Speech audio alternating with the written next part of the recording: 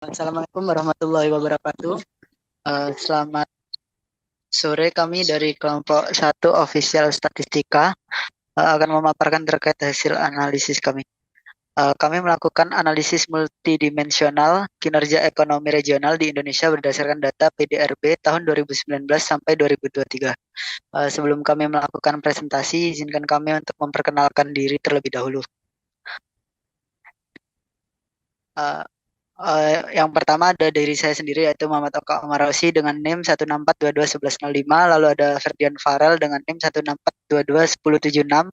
Lalu ada Muhammad Arif Mulyawan dengan NIM 164221074. Lalu ada Jian Asifah Hakim dengan NIM 164221016. Dan yang terakhir ada Kila Devanda Misel dengan NIM 164221021. Untuk selanjutnya akan dilanjutkan oleh teman saya. Pendahuluan, pertumbuhan ekonomi daerah tidak cukup dilihat dari peningkatan angka PDRB semata, melainkan juga dari kemampuan daerah dalam mengelola sumber daya, memperkuat struktur ekonomi, serta menciptakan distribusi kesejahteraan yang adil. PDRB menjadi indikator utama kekuatan ekonomi wilayah, tetapi interpretasinya sangat dipengaruhi oleh konteks lokal seperti kapasitas fiskal, struktur pengeluaran, dan prioritas sektoral masing-masing daerah.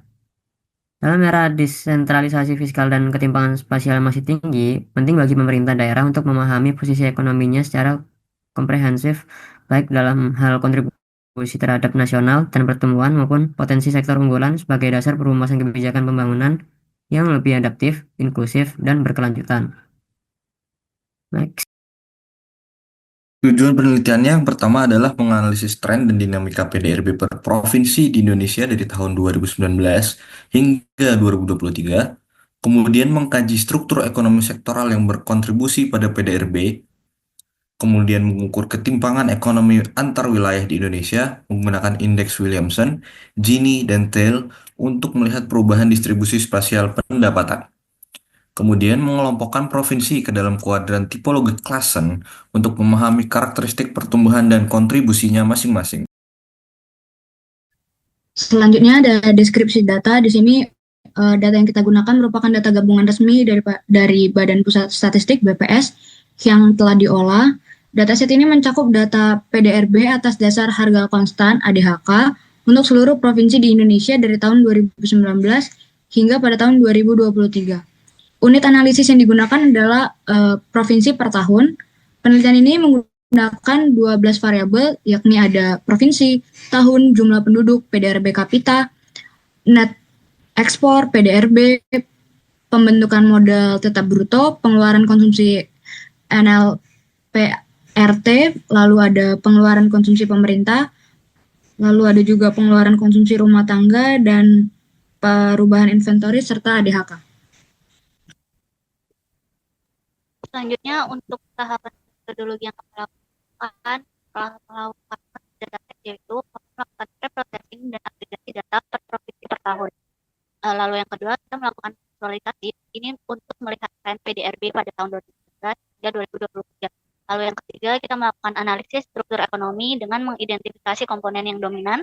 Selanjutnya kita melakukan visualisasi tren PDRB 2019 sampai 2023. Lalu kita melakukan tipologi klasen untuk klasifikasi wilayah berdasarkan kontribusi dan juga pertumbuhan. Selanjutnya, untuk melihat ketimpangan ekonomi, kami juga melakukan indeks Williamson, Gini, dan juga Tail. Lalu yang terakhir, kita melakukan visualisasi dengan membuat peta. Nah, ini merupakan analisis yang pertama, yaitu analisis nominal PDRB. Ini merupakan hasil visualisasi dari top 5 nominal PDRB. Jadi terlihat selama 2019 sampai 2023, 5 provinsi yang konsisten mencatat PDRB tertinggi dengan DKI Jakarta selalu di peringkat pertama. Sejalan dengan statusnya sebagai ibu kota pada 2020, grafik cenderung stagnan akibat dampak pandemi COVID-19. Namun pada tahun 2021 terlihat tren peningkatan di semua provinsi mencerminkan pemulihan ekonomi pasca pandemi. Next. Selanjutnya ini merupakan bentuk visualisasi untuk bottom 5 nominal PDRB, dan dari hasil visualisasi terlihat jika kelima provinsi ini merupakan 5 provinsi yang PDRB terendah, yaitu ada Bengkulu, Gorontalo, Maluku, dan juga Sulawesi Barat. yang di mana hasilnya itu mengutip dari goodstart.id, pertumbuhan signifikan PDRB Maluku Utara juga didukung oleh proyek hilirisasi nikah. Oke, selanjutnya ada struktur dari PDRB.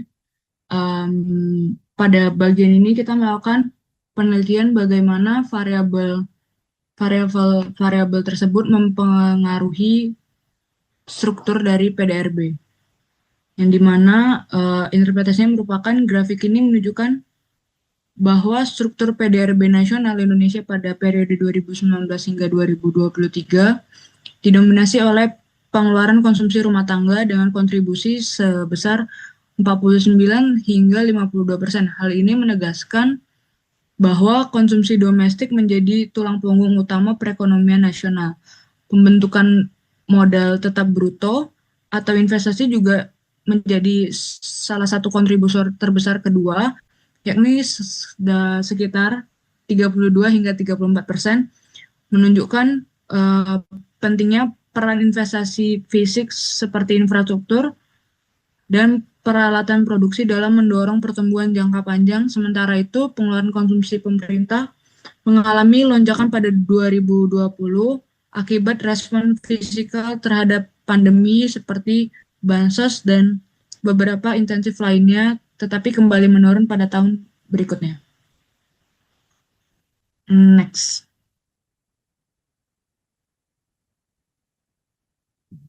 Selanjutnya ada top 5 dari PDRB per kapita.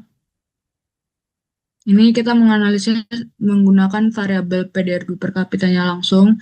Grafik ini menunjukkan dominasi DKI Jakarta dengan PDRB per kapita tertinggi dan tumbuh signifikan pada tahun 2021 hingga 2023. Kalimantan Timur dan Utara menyusul, mencerminkan kuatnya sektor tambang dan migas. Meski Kaltim sempat turun pada tahun 2023, kemungkinan dampak fluktuasi harga komoditas. Kenaikan tajam di Riau dan Kepri pada tahun 2022 hingga 2023 mengindikasikan pemulihan cepat terutama di sektor migas dan perdagangan. Next. Kemudian ada bottom 5 PDRB per kapita secara nasional. Di sini ada NTT, NTB, Maluku, Aceh, dan Sulbar tetap di posisi terbawah PDRB per kapita, mencerminkan ketertinggalan struktural. Aceh naik tajam, diduga karena dana pusat atau dana otonomi khusus yang diberikan oleh pemerintah pusat kepada daerah seperti Aceh yang merupakan daerah otonomi khusus itu sendiri. Kemudian ada Jawa, dominan secara total, tapi PDRB per kapitanya rendah akibat populasi yang sangat besar. Populasi yang terletak di Jawa itu sekitar 145,9 juta jiwa yang secara matematis memperkecil nilai PDRB per kapita meskipun nilai PDRB total sangat besar. Sebaliknya, DKI, Kaltim, dan Kepri tinggi karena sektor ekspor dan populasi kecil. Selain itu, DKI juga merupakan ibu kota Indonesia sendiri yang membuatnya memiliki nilai PDRB yang besar berbanding lurus dengan total penduduknya. Lalu NTB di sini menjadi anomali meski punya tambang emas ataupun tambang nikel yang besar, tetapi rendah dalam hal PDRB per kapita karena minimnya efek limpah dan hilirisasi dari uh, tambang tersebut. Pertumbuhan ekonomi. Di sini dapat kita lihat tren pertumbuhan ekonomi dari tahun 2020 sampai 2023. Secara garis besar, tahun 2020, ekonomi daerah kontraksi tajam akibat pandemi. Lalu, pada tahun 2021, pemulihan ekonomi mulai terlihat meskipun moderat. Lalu 2022, lonjakan pertumbuhan di provinsi berbasis komunitas seperti Maluku Utara dan Sulawesi Tengah karena hilirisasi tambang, dan Bali dan provinsi pariwisata pulih lebih lambat karena tergantung sektor jasa. Dan terakhir, tahun 2023, pertumbuhan mulai melambat dan stabil di kisaran 4-6%. Lalu ada dorongan pasca pandemi yang tidak berlanjut ke akselerasi jangka panjang, dan ketimpangan antar provinsi masih terlihat dengan wilayah berbasis komoditas tumbuh lebih cepat. Next akan dijelaskan oleh teman saya. Kemudian ini adalah grafik daerah dengan pertumbuhan ekonomi di atas rata-rata nasional sebelumnya, pertumbuhan ekonomi 2019 hingga 2023 tergolong fluktuatif, terutama di provinsi berbasis pariwisata dan tambang. Bali terkontraksi tajam di 2020 hingga -11% akibat pandemi, lalu mulai pulih di tahun 2022. Kalimantan Timur dan Riau fluktuatif karena bergantung pada harga batu bara dan migas. Maluku Utara dan Sulawesi Tengah tumbuh tinggi berkat hilirisasi nikel. Kemudian ketergantungan pada komoditas menyebabkan pertumbuhan tidak stabil di beberapa daerah tersebut. Lalu sektor perikanan berpotensi menjadi solusi diversifikasi, namun terhambat infrastruktur yang belum tersedia di berbagai daerah. Sama juga dengan sektor uh, pertanian yang mungkin dapat memperkuat diversifikasi ekonomi. Kemudian penguatan sektor perikanan dapat mendorong pertumbuhan yang merata dan berkelanjutan untuk seterusnya. Yang pertama adalah tipologi Klasen tahun 2020, di mana visualisasi menunjukkan dampak pandemi COVID-19 pada perekonomian regional Indonesia. Mayoritas provinsi terpusat di kuadran dengan pertumbuhan negatif. Kuadran 2, maju tapi tertekan. Provinsi dengan kontribusi PDRB besar namun pertumbuhan menurun. Lalu ada kuadran 4 atau tertinggal, provinsi dengan PDRB kecil dan pertumbuhan negatif. Kuadran 3, berkembang cepat.